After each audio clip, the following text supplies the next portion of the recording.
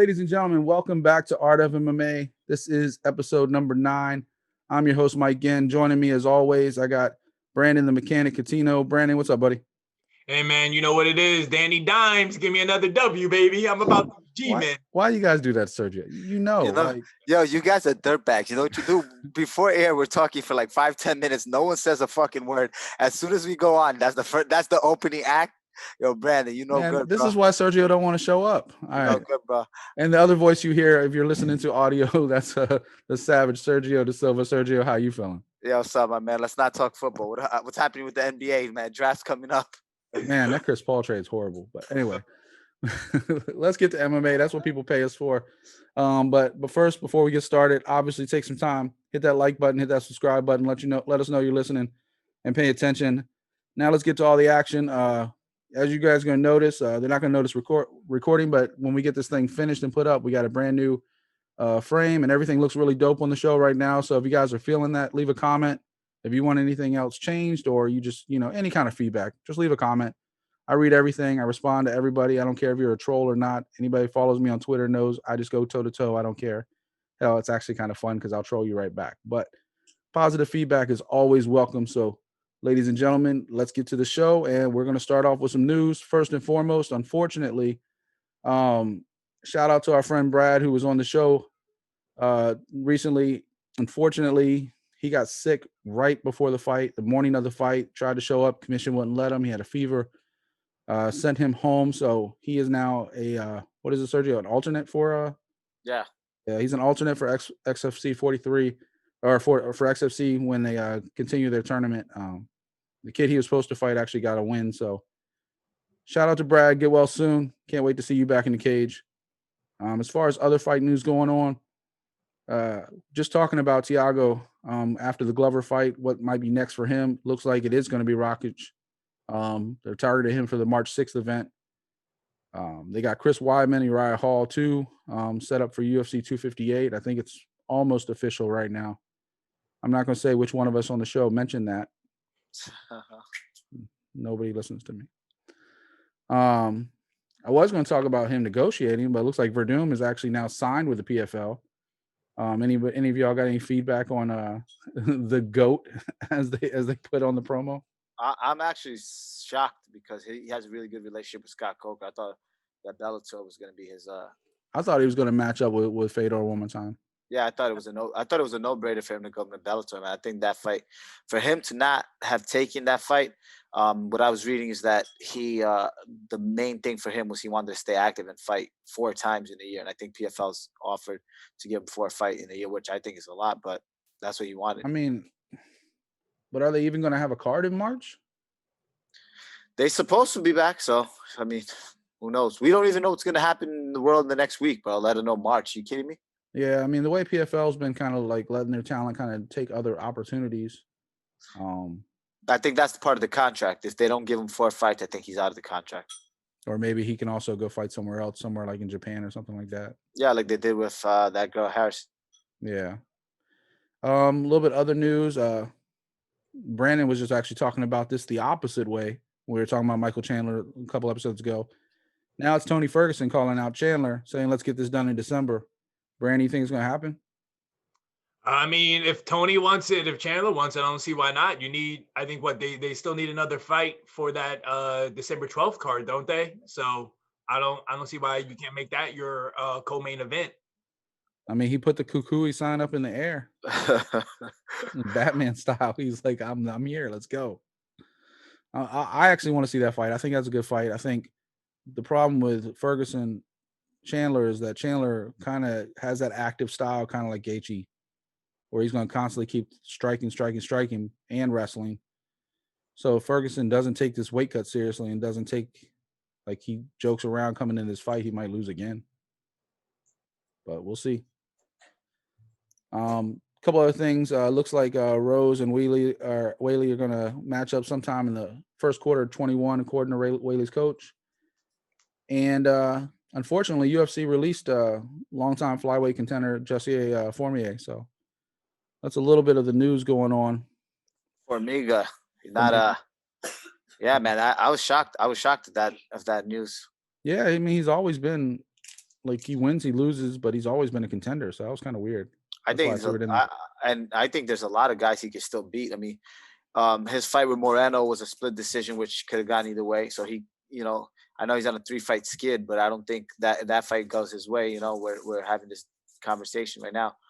And then he lost to 2 guys, one who's fighting for the title now. So there's no shame in that. How old is Formiga? If I had to take this is complete guess, I think he's in the early 30s, probably 33, maybe. Yeah, he might have got caught up in a numbers game of just like all these kids coming in, and he has a streak. The reason, I don't think it's that. I think the main thing with the UFC is like he's a type of guy who's gonna beat your up and comers, but they don't believe he can beat the champion. So he's kind of like no good to them because you can't really build. Like when there's a guy with a name that you can actually build off him, you're like, all right, this guy's not gonna win anymore. Like a guy like BJ Penn, so we can give him somebody, or a guy like maybe I don't know. Creative differences. They didn't know what to do with him. Yeah, because you keep him at that mid-level tier, he's gonna keep winning. So then you're gonna put him back up to fight to be a potential title contender, and then he's gonna lose, and then he's gonna win. So they got rid of him altogether. But I think there's a lot of guys he can be at that division. Yeah. Only other thing really talk about in the news, unless you guys want to talk about something, is we talked about it a few weeks ago. Tora MMA ran a show in my backyard, which was supposed to have Bigfoot and some other stuff on Darren Elkins and stuff. Evidently, they're floating between Florida and Brazil. They're a Brazilian promotion, and they've had all kinds of problems. They pushed the 2 cards they were supposed to have this month back to 21. They had Rusamar Polaris, the guy known for holding the heel hook a little bit too long. He was supposed to fight last month or this month, one of those cards, and he his opponent got COVID and dropped out. And then the last second, while they were looking for an opponent for him, he got COVID. So then that got canceled. And then Renan Barao was supposed to fight on there. Gleison Tibau was supposed to fight on there. Both their fights got pushed back to 21 because of just all the problems they've been having. It'd be real interesting to see if that promotion can kind of get going. They have a ton of ex-UFC guys, especially the Brazilians. So they're trying to kind of make that independent name with some of the released fighters. So you guys got any? Oh, actually, one real quick cool story I was coming across, if you guys don't mind, and then we'll hop into some of the results. I'll post the link to the video, and if I can get permission, I'll post the video in the show. But I was sitting there listening to some of the I emailed you guys this one. Evidently, I guess back in the day, Bruce Buffer and Frank Trigg, while Frank Trigg was still a fighter, got in a fight in an elevator. And these guys are 2 friends. Yeah. They were like out drinking. They got in the elevator, happened to be Dana White in the elevator with, I guess, a security guard or something like that. And Frank Trigg was in the middle of contract negotiations with Dana. So he's like, all right, Dana, here we are. Let's talk numbers. And of course, everybody had been drinking. So, and Bruce Buffer, who's like a big watch guy, he loves watches, saw Dana's watch and he's like, damn, Dana, that's a really nice watch. And Frank just karate chopped him right in the neck because he was talking to him about contract negotiations. Like, nobody gives a shit about that watch. I'm trying to get my money. And Bruce Buffer, not being one to back down, I didn't know Bruce Buffer actually had a real boxing background. Mm-hmm. Hit Frank Trigg. And then I guess for 8 floors or whatever it was, they were sitting there fighting back and forth.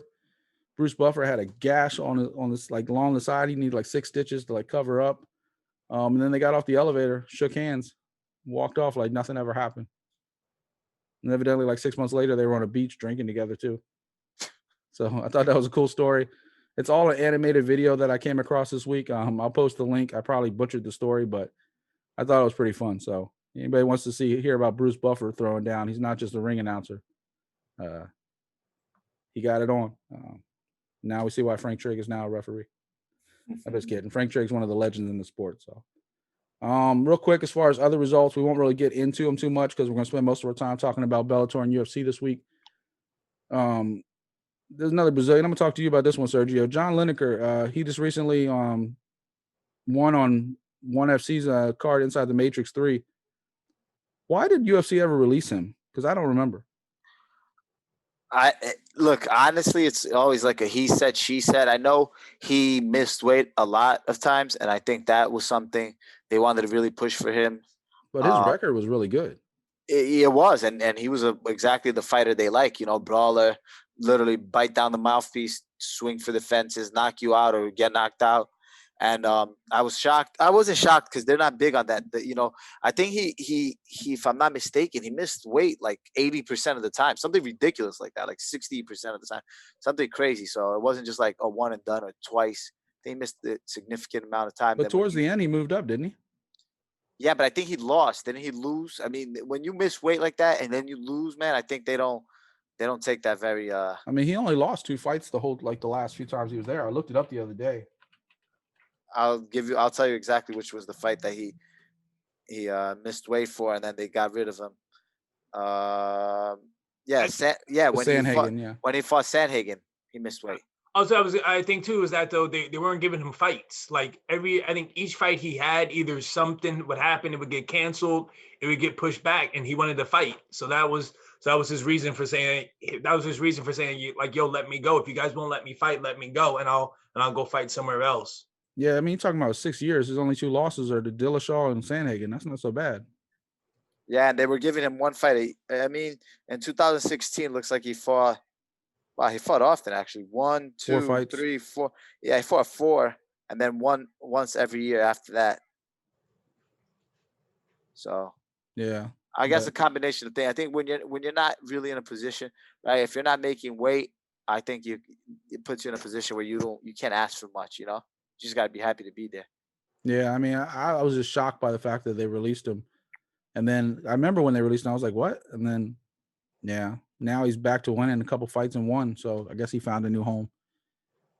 Not really any more notable results from that one. Rise had their card as well, 143. Osaki defeated Kawakami. Unanimous decision. Ito was the only stoppage on that one. He stopped Kawashima by TKO in that one. Bare Knuckle was actually pretty entertaining. I actually saw some of those highlights. That girl Britton Hart's probably going to be a star. Like she I think she lost to Beck Rawlings, but she's going to be a pretty star. They also have, I guess now, is it official? Brandon, do you know because you follow some of that. Do you know like that 3-second knockout they had? Is that official, like the fastest ever now? I believe so, yes. Are they counting it even though it's not like boxing or MMA? I mean, that's how they get down. I want to say so, yeah. Because I remember I saw them post about it being the quickest knockout. Yeah, Diaz beat Benedito by 3-second knockout. They pretty much, if anybody saw the highlight, they're literally like leaning together in the beginning of the fight, and then as soon as they touch gloves, Diaz just threw a punch and knocked him out. It might even have been 2 seconds, to be real with you. Palomino beat Ehlers for the 155-pound title. Former MMA guy Boswick, he's one of the British guys, Jake Boswick. He won by, I guess they call it extension round decision, basically like a judge's decision, but they don't announce the scores. Don't really see any other names in this card. KSW actually, who's been producing a lot of UFC guys lately, they have had a pretty good card. Solidich beat Materla by TKO in the main event of that one. Do you guys catch any of those cards, or do you care about any of those results? I just watched the highlights of the bare knuckles. I saw a couple of the knockouts. I saw the girl calling out Paige Van Zandt, and other than that, I really didn't watch it. Funny enough, Britton Hart, that girl you're talking about, she beat Ekholm. She's actually from a place she grew up in a place in Virginia, which was actually where my family used to go. My aunts and uncles and stuff used to go vacation. A place called Smith Mountain Lake. So I thought that was kind of cool. Now she's like partying it up in Miami after the fight, after she won. She's got a future. I'd like to see her versus Paige. I think that'd be fun and entertaining. Unfortunately, a lot of those fights, because it's bare knuckle, they end so quickly. All right, guys, you ready to hop into some of these results? I know Sergio's excited to talk about Bellator 252. Your boy Pitbull did his thing. Wasn't even a question. Just ran right through Carvalho. We'll talk about that. We'll talk about Amosov versus Logan Story, and then we'll also talk about the Weichel-Sanchez fight, and then a couple other highlights on that. But let's start with that main event. Patricio, Pitbull, it wasn't even a main event. I mean, it just a slaughter. Brandon, what do you think of that fight? Hey man, it's just like what me and Sergio said, man. It was gonna be no trouble for Pitbull, man. He came in there, did his thing, man. Hold up, don't act like I didn't think he was gonna win. Hey, I'm just Don't be leaving. throwing me under the bus like me and Sergio said this.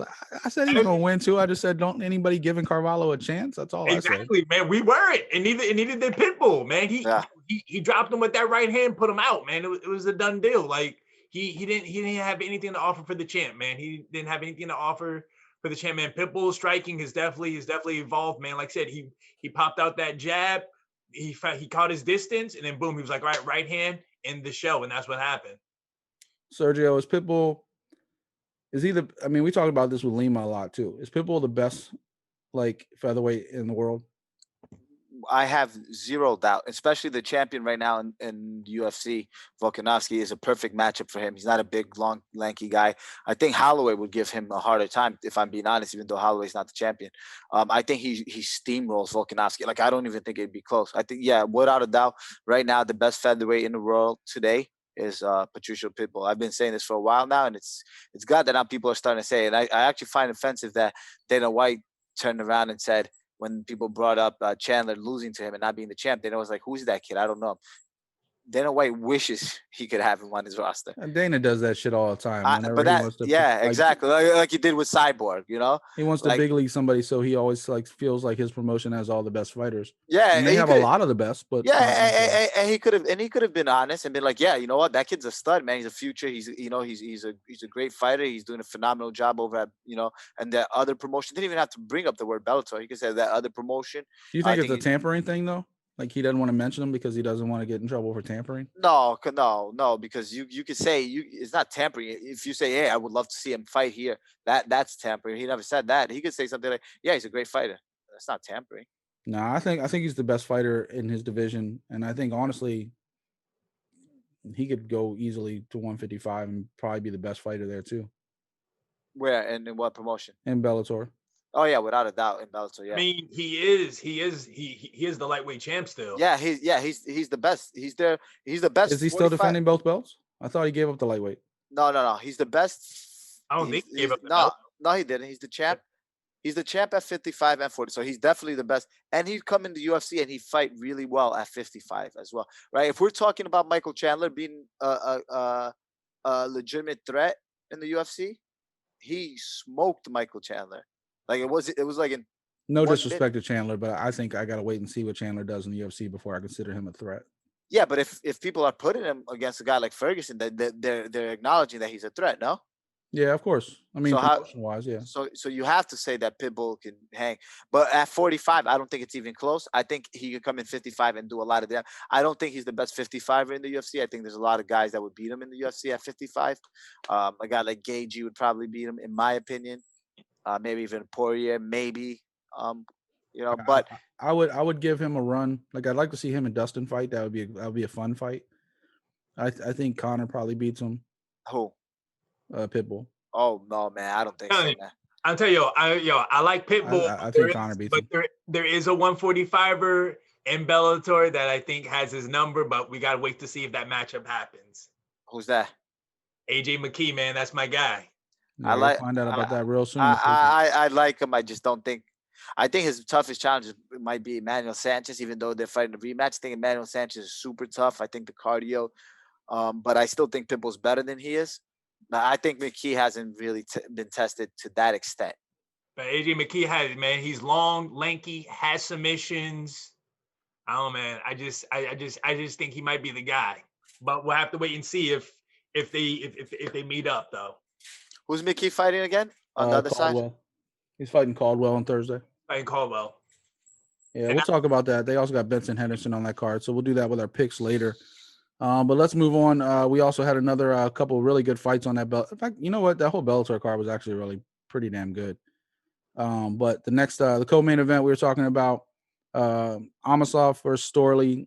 Me and Brandon were going back and forth on that one. He picked Amosov. I picked Storley. But that fight could have gone either way for a long time. I think Amosov did more to win, though. Brandon, what do you think of that fight? Yeah, man. It's to me, like when I was watching, I was like, yo, that dude, he just is just really like relaxed. Like he was just relaxed with it. Like he really like they were saying in the commentary, like he kind of goes like 80% this way. Like he doesn't really get that tired or anything like that. But Paces himself, so calm and cool, just smooth. He just did really picks his shots to get the W. Yeah, Sergio, what do you think of that fight? I think it was a very close fight. I think the judges got it wrong. I think Amosov did just enough to win, but if it would have went to Storley, I wouldn't have. I wouldn't have been. Yeah, I wouldn't have been I would upset. have been shocked. Yeah, it was a close fight. I mean, it is. Both guys are nobody. It's one of those fights where like neither stock would go down if you lost that fight. Yeah, they were both undefeated fighters coming in, and me and Yeah. Brandon were talking about that in the picks last week about how razor close that decision would be. Yeah. So I wasn't really surprised. I think, like you said, I think both fighters, their stock stays the same. I don't think Amosov did enough to really like boost his stock. I don't think Storley did anything to like really lose his stock. So be interesting to see how Coker matches them up in their next fights. The fight that Sergio was talking about before he took off last week, Emmanuel Sanchez beat Weichel by decision in the featherweight tournament quarterfinal. I'm not really sure how the brackets are matched up in that one because Pitbull's in that tournament technically too. Sanchez fights Pitbull next. Is it? Yeah. Like they're not on opposite sides of the bracket. They're on the same side. Same side. And the way it works is that every time Pitbull fights, he's defending his belt in the tournament. That's kind of crazy. Because the way Bellator used to do it, the tournaments, I know because I cornered a guy in a tournament before, was that even if you were the champion and you would have lost the tournament, it was different. You still were the champion. Yeah. So now it's like you have the chance of being the champion without and possibly losing the tournament, if that makes sense. Well, right? Like, because if you won the title, wouldn't you defend it the next time you fought in the tournament? No, because if, let's say hypothetically, Sanchez beats Pitbull, right? Now he's the champion. So he became the champion for one fight, and then let's say and in the finals he fights McKee and then loses to McKee. So he became the champion, then lost the championship. Yeah, I'm saying like you wouldn't walk out the champion if you didn't win. Nah, but you're being the fact that you're going into the tournament as a contender, you might be the champion, and then you might not be the champion within the tournament. It would be hilarious though if somebody did upset Pitbull and take the title and then then lost it. Well, no, and then get an injury and couldn't compete in the finals, and they had to substitute him, and then the title wouldn't be on the line in the featherweight championship. Yeah. That's interesting. I think it's really cool the way they did that. It definitely draws interest to the tournament when people might have just been waiting for the finals, and now they like have to watch every time because Pitbull's title's on the line every time. Yep. That's pretty cool. The way we've been doing it lately, we each been picking something to stand out on the card before we move on to the next one. Aaron Pico, for me, has been the question mark since the day he debuted. He debuted with so much hype. Bellator put so much behind him. And then, of course, he lost that debut. But since then, he's been either highlight knockout or... Fun fact. I was on that card. The one he lost? The debut? Yeah. I think I kind of remember that. But yeah, like he lost that debut. Then he came back, got a big knockout, and he's going back and forth. And then here we go again. Big knockout against De Jesus. And then he like, for some reason, I didn't know there was bad blood there. Maybe you guys knew more than I did on that one. I didn't. But he sat there and was probably more angry after he won the fight than when he actually did, like telling people, I told you, and like you guys were talking shit about this, but here we go. I don't know about the backstory about that one, but what was he saying? I couldn't make out what was he saying. I only know because I saw the highlights afterwards when I watched all the highlights back. I was gonna say no. What happened was, I guess, like De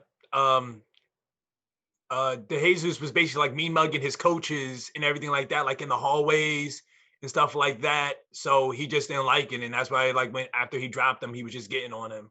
Yeah, it was just personal afterwards. He was just saying stuff like, "You motherfucker! I told you I was gonna do this to you. F you, F your coaches, F everything." And kind of like that was basically what he was saying. But he definitely made it personal after he won. So, Sergio, what fight stood out to you on that card that we haven't talked about? All right, man. I liked Emmanuel Sanchez. We didn't really break it down, but I liked Emmanuel Sanchez. I knew I cornered against. I cornered against him before, man, and every time I watch this kid, I think he keeps getting better and better. 5 rounds, he made it look effortlessly. I mean, he made it look like he was fresh within every round. Really hurt Wilder. Props to Wilder for hanging in there. He got hit with some body shots in the first and second round, and really stuck in there. Finished the fight. Experienced vet, and Sanchez looked good, man. He didn't. He wasn't even sitting in between rounds, bro. He fought for 25 minutes and maintained that pace. His output was insane. I never felt he was in jeopardy though. Like I never felt Weichel like threatened him. Nah, but still throwing that amount, you can hit a bag for 25. Bro, you know how hard it is to hit a bag for 25 minutes? Just a bag that's not even punching you back. Yeah, those 5-minute rounds wear you out. I know. Yeah. So I mean, the fact that he can do that with that's what I think. If he can survive, if I'm coaching him to fight Pitbull next, I'm saying, listen, deal with the onslaught early on, first, second, and third round, and then turn it up. I'd be willing to say, you know what? Don't worry so much about winning the first, second, and third, and we're gonna push the fourth and fifth round, and that's where we're gonna beat him. That would be my strategy. Yeah, Brandon, you going with Melendez King, or are you talking about something different? I'm actually gonna talk about something different. I know you know me, man. I love the I know ladies. you love the ladies. I know. Yeah, but no, actually, the one fighter that stuck out to me was the guy, Lucas Brennan, 20 years old. Dude was a stud, man. Like he won by decision. Was I think it was 30-27, and then it was 30-26. He got 2 8 rounds. Yeah. Yeah, man. I mean, he just looked good, man. He listened to his coach, which is his dad, real well. I mean, I think he's definitely somebody to look out for. Yeah, I thought he should have finished that fight though. I thought especially that what was it, the second round? One of those 10-8 rounds, like he just like I was surprised he didn't like try to finish it. I mean, it could be one of those things where we're like maybe his dad could have told him, hey man, let's get this cage time in, because sometimes you do want that, like you do want to get the cage time in at least. Yeah, but you don't want to put yourself at risk because, like Sergio always says, it's a fight. Anything can happen. True. Like you get that third round, that kid cracks you with a right hand, and the next thing you know, you lost that fight. So it doesn't matter if you won the first 2 rounds. It don't matter. So, all right, guys, we're gonna go ahead and transition. UFC Vegas 14. I don't know how they've been calling it, like, what is it? UFC on ESPN. Fight night, UFC Plus, UFC Vegas. I'm sticking with the Vegas numbers that we've been doing. UFC Vegas 14. Main event. Paul Felder showed up. He showed out. Just Dos Anjos was just too much. Rafael Dos Anjos. I guess I have to technically call it a split decision. It wasn't a split decision. I don't know what that one ref was looking at, but and arguably, as much as I love Paul, I don't think he won a single round. Brandon? Yeah, maybe one, not enough for a split. No, he was competitive in each round, but yeah, with the takedowns and the domination of control, like control time, it was just every round was Dos Anjos. Brandon, what do you think? Hey man, it was a good fight. Paul Felder came out, to do his thing. He came out to fight. He kept it competitive. He was in the fight. But RDA, he knew what he had to do, which was, hey, let's keep him up against the cage. Let's smother him, take him down, control him, rinse and repeat. And that's basically what he did at each and every round. Sergio, how you break down that fight? It's the most gruesome part of fighting is that feet to the ground to the feet, constantly getting up, going down, getting up. I much rather actually stay, when the guy takes you down, because you exert so much energy having to get back up only to get taken down again. I thought Paul did a phenomenal job with the takedown defense. I think he did really well, but eventually, even in the pre-fight interview, he was saying, he's like, look, I'm not stupid. I know I'm going to get taken down. It's about what I'm going to do with that. And I feel like he couldn't just fend them off, man. I said Dos Anjos had a game plan. He knew that listen, if you have experience and you fought enough times and you know that the guy who wasn't training took the fight on short notice, had to cut a ton of weight, 20-something pounds in 3-4 days, you knew that his gas tank wasn't going to be there. I don't care how many triathlons you're training for. Fighting is different. And Paul knew that. And so same thing with Masvidal when he lost those 20 pounds in like a week to take that Usman fight. It's gonna catch you, bro. It's one of those things that I always say. People ask, "What do you think of this fight?" I gave the Masvidal breakdown the same way I gave the Felder breakdown. If he can finish him, if he can get him out of there in the first, maybe second round, but if he can't get him in there in the first round, he's not gonna survive after rounds 3, 4, 5. Yeah, Brandon, I would ask you this because from my amateur perspective. And this would be the only critique I have of Paul Felder, because I've seen this, not just this fight. I also saw it in the Hooker fight too. I know he's known for those elbows, but does he go for the elbows a little bit too much instead of mixing in more like regular shots? Yeah, I had noticed that too in this fight, where he was kind of like, he really wasn't even setting him up. Like it was just like, oh, they're just standing in front of each other, and he would just throw a spinning elbow. It's one thing to throw him, but to me, it's like you got to set it up. Release RDA can't see them right off the bat. Because I mean, if you're really in there, like you can see those spinning elbows coming from a mile away. Like Yeah. John Jones is like the perfect example of somebody who throws like a lot of those elbows, but you don't know what he's about to throw. You don't know he's like going to come right at you with an elbow. You know, all right, maybe he'll throw a jab, maybe he'll throw a front kick, maybe he'll go for your knee, maybe he'll go for this, and then when you do something different, then he hits you with that elbow and cuts you wide open. Like to me, like I think Paul Felder is as talented as he is, as much success as he's had in MMA from CFFC all the way to UFC. I just don't think he mixes up those elbows enough to hide them to the point where you can really crush somebody with one of those elbows, because his elbows are vicious. And he caught RDA with a couple of them. But I mean, I'm sure RDA had to see those coming a mile away a couple times too. Sergio, what do you think? I think he had to throw something like that, even if they were Going for like home run shots? exactly. It's a Hail Mary. It's like, think about you being down 20 in a game where there's like a minute left, and you're like, why is this guy pulling up from half court? I mean, it's the only way he's going to come back, you know. So I think that he had to try those Hail Mary elbows. He needed to get RDA out of there sooner than later, and he knew that. Yeah. All right, guys, let's move on. Co-main event. Wasn't much of a fight either. Both me and Brandon picked Razak Alasan, but Chaos Williams showed out, and knocked him clean out. I wish I stayed longer to tell you guys, 'cause I picked Williams, and I had him on my DraftKings lineup. Well, that's what you get for running out the door on us. I actually liked him a lot, man, this fight.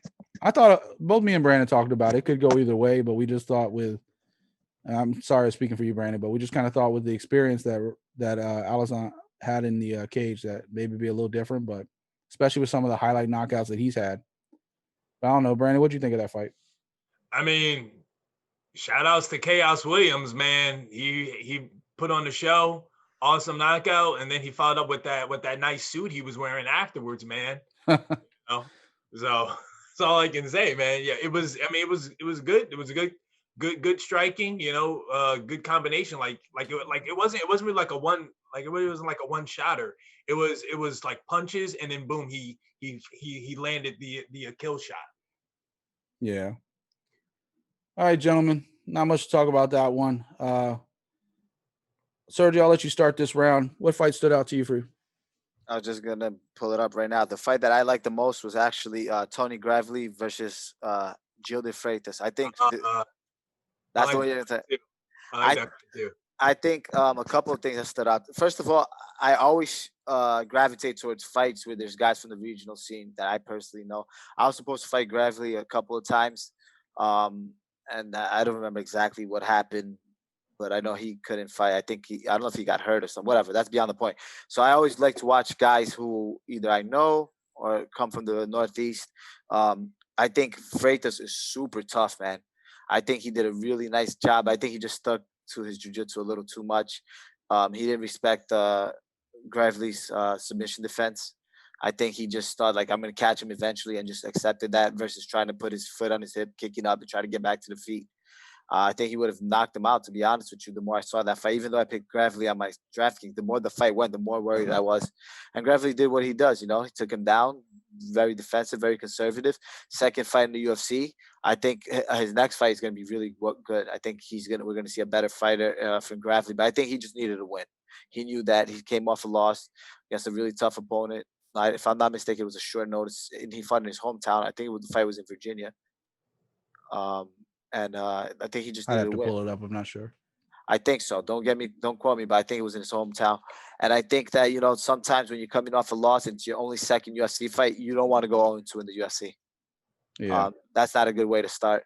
And I think he knew that. He knew that he had to pull out a way. Dug deep and went back to his roots, which was wrestling, and did what he had to do. He didn't do much ground and pound. I would like to see that more, but whatever, he got the win. Brady, you had a couple minutes. You find something different to talk about? Oh, yeah, no. I mean, I always got a backup plan. The fight that really, besides the one that Sergio said, was the Sean Strickland, Brendan Allen Well, fight. damn, now you took mine. Hey, man. Hey, yo, like, shout outs, man. Yo, Sean Strickland, man. What's that? 2 fights, 2 weeks? He's back. You know, man. He's 100% back. And also, too, in that fight, he was just real relaxed. You know, just throwing the striking, getting his combinations going. until boom, he finally caught Allen. Allen was on Dream Street. He went for the kill. Ref stepped in, stopped it. Yeah, I think that's a combination of Strickland being back, and it's not a secret that matchups make fights. And Brendan Allen was spending, however much time training for his last opponent that kind of dropped out at the last second. Then they threw Allen on this card. And then Strickland stepped in because I don't even believe he was supposed to fight Strickland on this card. I think it was supposed to be somebody different, and Strickland stepped up. I have to go back. I can't find that news story now. I'm kind of looking forward to the last second. But, yeah, Brendan Allen kind of got caught in a bad situation because Strickland is on a tear. He's back. He's he took that time off for the injuries and everything else, and he's looking like young, strong Strickland back again. So he's definitely got some things going on. The one fight I'll talk about, as I have a backup plan too. See, look at that. Ashley Yoder actually looked amazing against Danger Granger. Like, I thought Granger was going to take that fight. I thought she just had the more well-rounded. She was the one obviously on the way up. Ashley Yoder's always been kind of that kind of like gatekeeper. Like, she's been fighting so many tough fights, but she wins some, she loses some, but she's never really been a top contender. She looked like a contender last night or Saturday night. She looked really strong, really good. So that's my pick on that one. Anything else you guys want to talk about on that card before we kind of move on a little bit? Just gonna quick brush off on Murata, man. Her wrestling looked really good to me. Her chain wrestling, man. I used to think Sparza was the best wrestler in the female division for the strawweight. To her, she dominated Marcos. Tatiana Suarez has really good wrestling too, but I feel like her stuff is more like very fundamental. But Murata had some nice variations from inside trips, outside trips, double leg, single leg. I've never seen a girl do so many different variations within one fight. And I was like, damn, she stood out to me. And Marcos is a good grappler for the most part, right? She's not a slouch. She got outclassed by Dern, but that was a jiu-jitsu thing. I'm not worried about. I can't hold her against Dern. Dern's the best female grappler in the UFC. And jiu-jitsu, I mean, best jiu-jitsu practitioner. But Murata's, I'm just saying you couldn't hold that against her because it was Dern. Exactly. That's what I'm saying. So, but Murata's wrestling really stood out to me from that card. That's one thing that I was really took away from that. Brandon, anything else you want to point out on that card? Are you good? How you feeling? No, man. I was gonna say, just with you about the Ashley Yoder. Like, I feel like she's been like, I mean, it's one of those things where I feel like she's been been thrown into like the deep end in her career. Like, she's going up with like big names, everything like that. Because and then she's usually kind of, I realize she's really like a 500 fighter. Because I think before that fight, her record was 7-6. So now, because I mean, even before that, she had took some time off. She had fought in Invicta. She was in that one night tournament. And I think that helped boost her confidence up. And now she's back in the UFC. So I mean, shout outs to her. She did a good job on Saturday night, and I look forward to seeing more of her. I mean, she's always lost to tough people though too. She lost to Marcos, but she lost to Dern, she lost to Angela Hill, she lost to Kish, and she lost to Souza. So I mean, none of those people are people that. I mean, I think she probably should have beat Souza, but matchups make fights, so it just wasn't her night. But she looked great last Saturday. So, damn, people are gonna be shocked. We're already moving on to picks. We're actually making this episode flow. Should we stop and talk about something else just to make it an hour and a half? No. All right, guys, let's move on to picks. Damn, I added this new like movement score, like table of contents board. Now everything's moving along. I should have done that shit a long time ago. All right, guys, Bellator 253. I think pretty sure soon Bellator is going to catch up to UFC. They're only like 2 numbers behind now. Because they're running like their number card every week now. We were talking about a little bit earlier with AJ McKee Jr. He's matched up against Arian Caldwell in the main event. Sergio, what's your pick for that one? That's a very tough fight to pick. I keep going back and forth, man. McKee, I'm very impressed with him. He's not one of those guys that you just want to bring up and then you're just like, he's a prospect and you feed him cans. He's proved he can hang in there. But Caldwell's wrestling is so good, man. And if he can take McKee down, he's gonna make that a very interesting fight. Even though I just said all that, I gotta go with McKee, man. I think McKee might edge this one, but it's gonna be a close fight.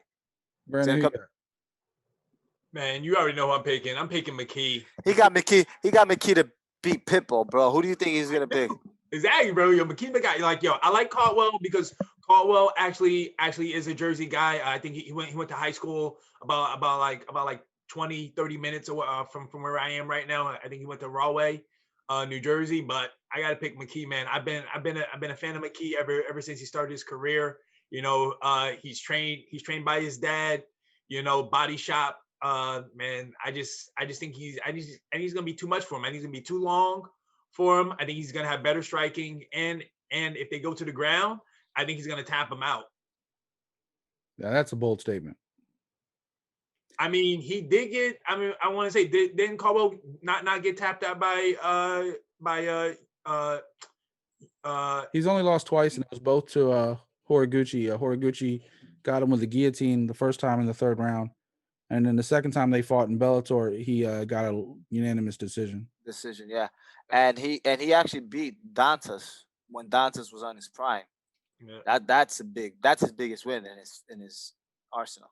But he's only got 3 losses, and before that, it was all the way back in 2016. So, yeah. But also too though, man, Caldwell usually fights at 135. He's in a 145 tournament. Nah, but Caldwell's a big kid, man. I've cut weight with him before, and he had a lot of trouble making bantamweight in the past. Yeah. So he's naturally a 45er. The size won't be a difference. Mm-hmm. Don't let that fool you. The size won't be a difference. All that devil's advocate, I'm taking McKee too. I think McKee's just a star on the rise right now. 25 years old, I think. You know what? Let me switch it up then. Let me be different. I'm gonna go with Caldwell because you know what? I'm a coin flip away, man. I'm not the one getting run under. You know what? Because to me, this fight is a coin flip. Flip it. If they fight 10 times, I think both guys win 5. I think it's very evenly matched.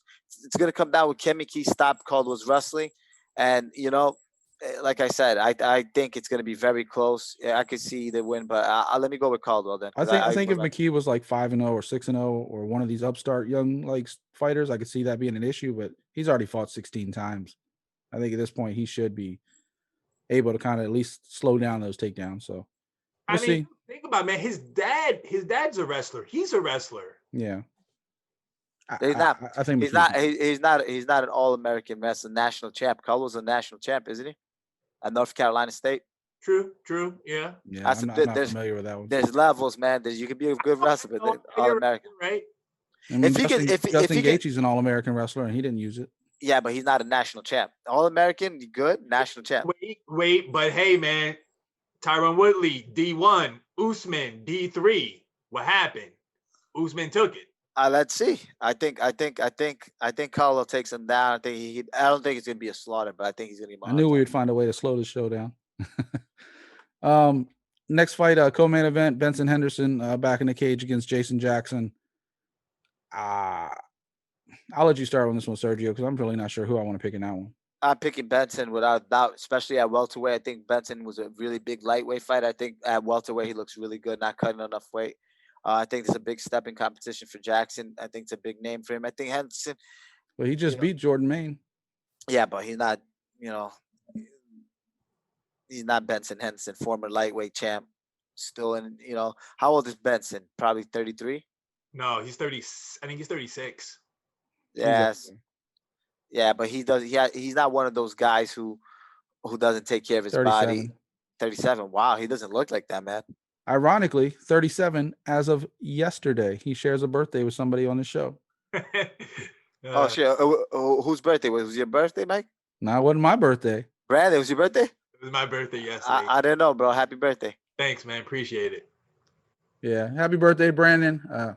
But you and Benson Henderson share a birthday. Yeah. You better not pick against him, bro. What are you? You're younger than him? I got Benson. I got Benson for the W. Jackson's good, man, but I just feel like, man, when he gets to that next level, that's when he has trouble. And I just think Benson's gonna put it on him. To me, man, if Benson's smart, he's gonna go back to his wrestling and he's gonna hold Jackson down. Looking at now it's gonna be me because I love Benson Henderson. I've been a big fan of his for a long time. But looking at some of the fights Jason Jackson's had, I actually think Jackson's going to win this fight. I'm picking Jackson on this one. So we'll see who wins this one. For this time, I'm going to be the one probably getting thrown under the bus for picking against the favorite. But all right, guys. Any other fights you want to talk about on that card before we move on? 2 quick fights I'm looking at that are going to be interesting. Baby Slice. Yeah. What? Actually, no, I wasn't going to talk about him. One is actually, I'm surprised you didn't bring this one up. Rufian Stouts from Milwaukee with Duke Rufus. He's a tough guy. He's fighting Kevin Lee's little brother. Yep. Keith, I think that's his name. Keith is Yeah, his first Keith name? Lee. Keith Lee. So, I mean, that's a prospect that you want to keep an eye on. And Rufio Stouts is a really tough guy. His only loss was I was there actually to Marab on a Dana White looking for a fight. So that's Rufio Stouts' only loss. He beats Keith Lee. He's up there, you know. You can start talking about giving him a potential title fight or at least a title contention fight. What weight is that at? Is 135? Bantamweight, yeah. 35. I know Keith Lee also fights at featherweight too. And also Jeremy Kennedy, who's a really good fighter, was at PFL. He's fighting a local guy, again, regional, Matt Bassetti, CES guy, former UFC guy, former Bellator guy, who's back in Bellator now. He was in Bellator. I cornered against him. Then he left. He went to the UFC Contender Series, didn't do so well, and now he's back in Bellator. This kid, Jeremy Kennedy, 11-1. UFC, I forgot. I think he fought in UFC, and then they cut him. He only had one loss, and then was at PFL. I watched a lot of video on him because a friend of mine was supposed to fight him before the whole pandemic thing, and so I know a lot about him, and I know Bissett. So that's gonna be, to me, that's the fight of the night right there. Yeah, he lost to Volkanovski. Yeah, I mean, you're 11-1. You only lost to Volkanovski. Think about that. Yeah, he also lost in PFL too. So I think he's like 14-2 or something like that. Who, Jeremy Kennedy? Yeah. I thought he was 11-1. 15-2. Oh wow. Officially anyway. I don't know. Some of those count and some of those don't. Brandon, what are you looking at on that card? Well, I'm looking at the I guess the feature bout in the prelim. Lance Gibson Jr. He's the stepson of Julia Budd. You know, because she's married to his dad. I've seen him fight before. He's pretty good.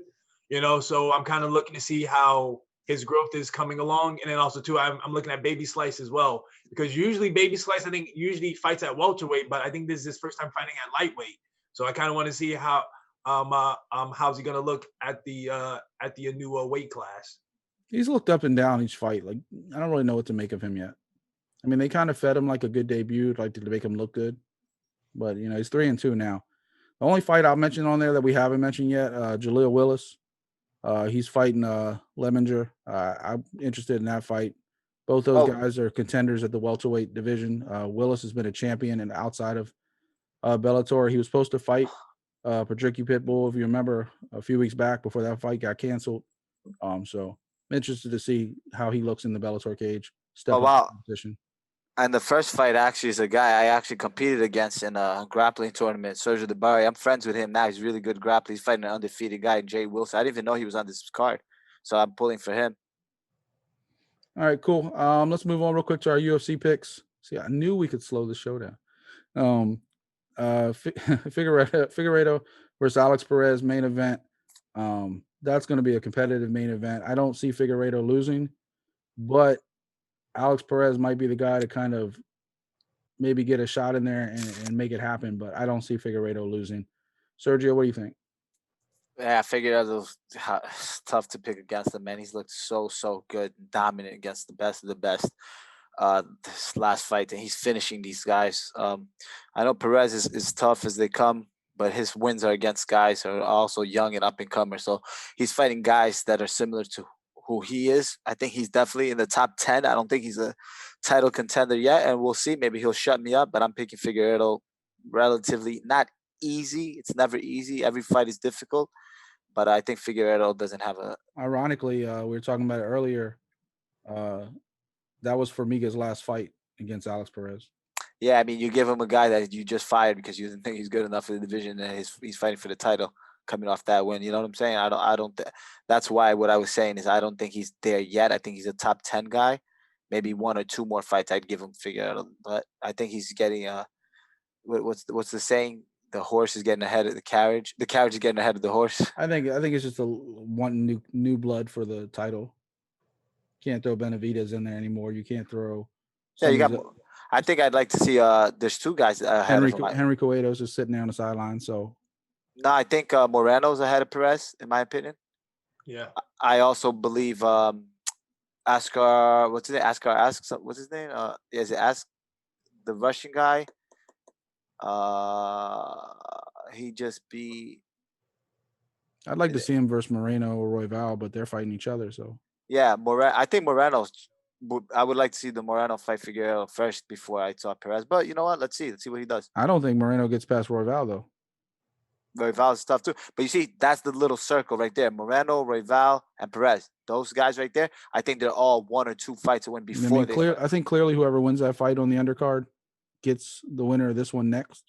But I think Royval's a star on the rise. I've said that a number of times on this show. I love that kid. He's got so much, not just style, but like on the ground, on the feet. Like he can do it all. So I really like that kid. Who you picking in that one, Brandon? Figueiredo and Perez. And still Figueiredo all day, man. Finish. Yeah, I think that's a clean sweep on that one. That guy just looks so dominant. I don't care if it's knockout or submission, he's finishing. The only concern I have is will he make weight? That's his only problem. Because sometimes he misses weight. Yeah, go ahead. Sorry to interrupt you. I found the guy I was talking about. So Askarov, right? 12-0 undefeated. He just beat Pantoja, Tim Elliott, and had a draw with Brandon Moreno. So you want to talk a circle of life you were just talking about? Figueiredo's last loss. Guess against who? Formiga. Oh wow. His only loss is to Formiga, who lost to Perez and now is out of a job. That's crazy. You see what I said, why the UFC doesn't want to keep him around? It doesn't make sense for them to have a guy that tough fighting and staying there, you know? Yeah, I mean, Formiga, 23-8, it's kind of hard to know what to do with him, but it's kind of unfortunate that he's the only guy to beat the champ. His last 3 losses, let's be real, those 3 losses that got Formiga cut. Alex Perez fighting for a title right now. Moreno, who's probably next if he beats Royval. And he could have and I thought he beat Moreno. And it was close. And Benavidez, who's perennially fighting for the title. Yeah. Those are his last 3 losses, and that's what got him cut. And the win he had right before those 3 losses, he beat Figueiredo by decision. So that's tough to get cut when those are your losses. And his other 2 losses are like Ray Borg and Henry Cueto.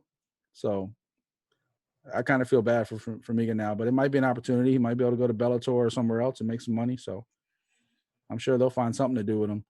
Co-main event, Bullet, Valentina Shevchenko versus Jennifer Maia. Brandon, who you got? Man, it's no question out here, man. Valentina all day, man, and still as well there. Man, to me, Jennifer Maia should not even be getting this title shot. That's all I got to say. She shouldn't even be getting the shot. She had her chance when she first came to the UFC, but she went downhill. Just because she beat my girl JoJo doesn't mean that she should get the shot. But that's what they want to do. They want to serve her up. She could be another highlight reel. Sergio? Let's skip right over this, man. Don't even ask me this nonsense. From what I understand, it's a situation let's just keep it very cordial here. I am Brazilian, and that's how I feel about my girl Jennifer Maia. In fairness, I hear that Valentina wanted to fight. Nobody else was in a scheduling situation to match up for now. That's how the Maia fight happened. There's nobody for her in that division, bro. Yeah, I mean, she's gonna have to eventually go back up to 35, I think. But, or you could bring out what's her name, the champion underneath her. I can't pronounce her name. Whaley? I'm sorry. Yeah, Whaley. Man, she's gonna get Andrade soon, man. Andrade is 6. No, but Andrade moved up in weight. Yeah, Andrade is fighting. Andrade is now Valentina. 125. Nah, man, she's gonna get beat up too, man. Come on. I don't think anybody can really the only woman that. Why you think Andrade moved up, man? Andrade doesn't want Whaley smoke. I mean, if you look at it, Valentina's only lost to Nunez a couple times. There's nobody for her in that division. Before that, you have to go all the way back to if you want when she lost to Liz Carmouche, which was only in her 8th fight. if you want to make it interesting, she has to move up, or Whaley has to move up, and then you have an interesting fight. If not that, you really don't have no one for her in that division. And ironically, like Carmouche is also the only one to even like take her to like a distance since she like became like top of her division. So I mean, you could argue with Lauren Murphy too if she's on a little streak. Laura Murphy's got to work out her management situation because Laura Murphy was supposed to fight Calvillo, and Caitlin got it. They gave it to Caitlin because because they were supposed to fight. It got postponed because I think Calvillo either got sick or hurt or something. And then when she was ready to fight, Lauren just obviously just fought a couple weeks ago. Lauren was like, all right, give me a couple more weeks to rotate my camp and get back in shape or get back ready for this fight. And Cynthia didn't want to wait till December. So Caitlin stepped up and took the fight.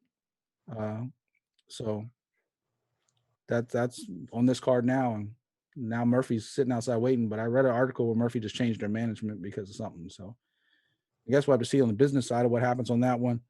Brandon, what else sticks out to you on this card real quick before we finish up today? Um,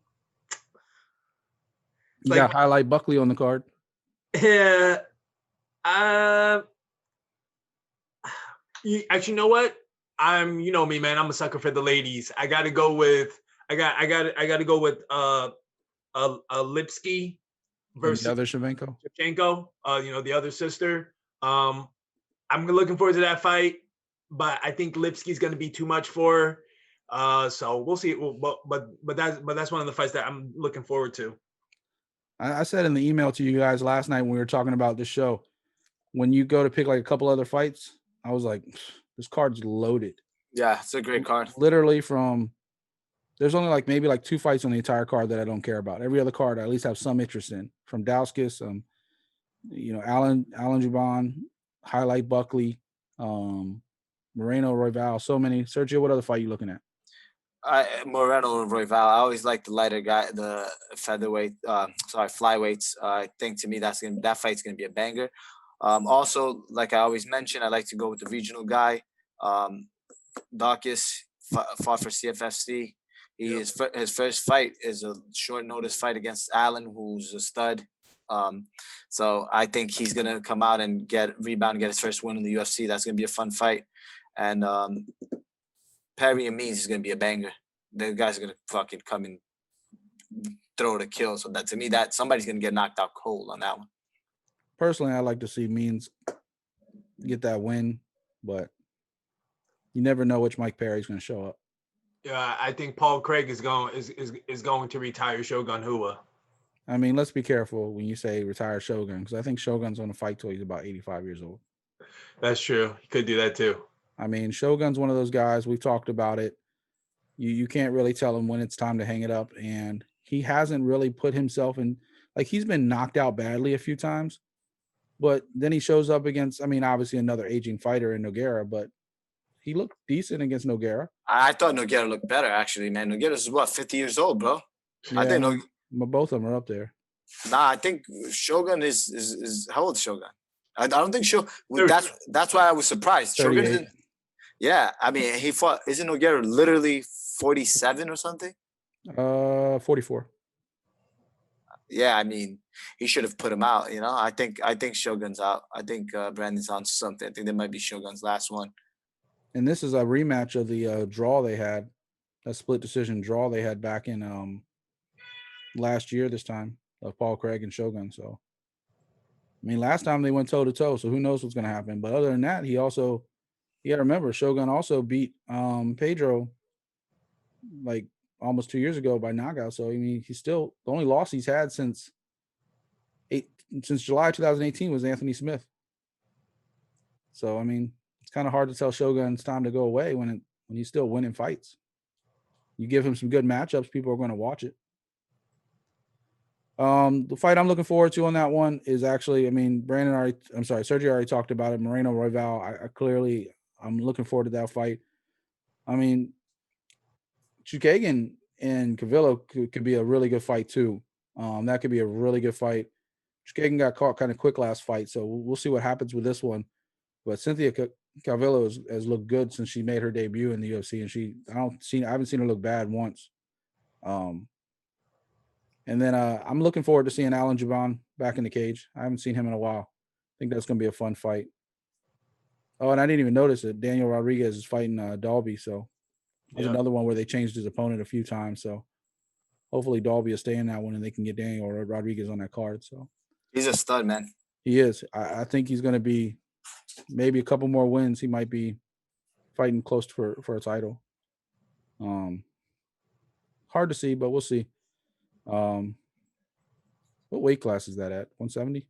Yeah, welterweight. He's just in a loaded weight class. It's kind of hard for him to get over some of those guys, but we'll see. Want to see Masvidal match up against Usman one more time on a real training camp and see what happens with that too. So Usman's just so tough. Nobody can match up with his wrestling, the way he just smothers people. Maybe Khabib, if Khabib ever wanted to come up for a super fight. That'd be fun. But guys, anything else you want to add to this show before we take off today? LFA, man. My man Alex Perez is fighting this Friday. The funny thing is, man, debut of the guy who last beat the Stylebender. Yeah. Actually, two things. One, the guy who he's fighting, I know who he is. He's a regional guy. He's fought at Ring of Combat. Thomas Powell, I believe is his name. And just to answer you, Sergio, I think Alex Perez, he's been training with Glover Teixeira. That's who he's been training with for MMA purposes. So that should be a good fight. And then, of course, man, you know me. If he's got that dog in him like Teixeira has, you can hit him 1,000 times and keep coming. Yeah. Sergio, anything you want to talk about before we take off? Nah, man, I think we hit everything this week. All right, good show. Real quick, programming note. This week on Certified Podcast, Donovan Carter from Ballers is going to be on. So if you guys are into Ballers, The Rock, all that good stuff, John David Washington, Donovan Carter is another actor on the rise, former football player, kind of like The Rock, kind of story like that. So pretty cool. He's also from the same hometown as me in Washington, D.C., even though he grew up out in L.A. So really excited to talk to him. And then on Thursday, we have the star of Cage Fighter, Alex Montanani is going to be on the show for Thursday for conversation. So stay tuned for that. Sergio, Brandon, thank you so much. Thank you, my man. This is Art of MMA. Oh my God. This is good shit. I know, I like it. Wow.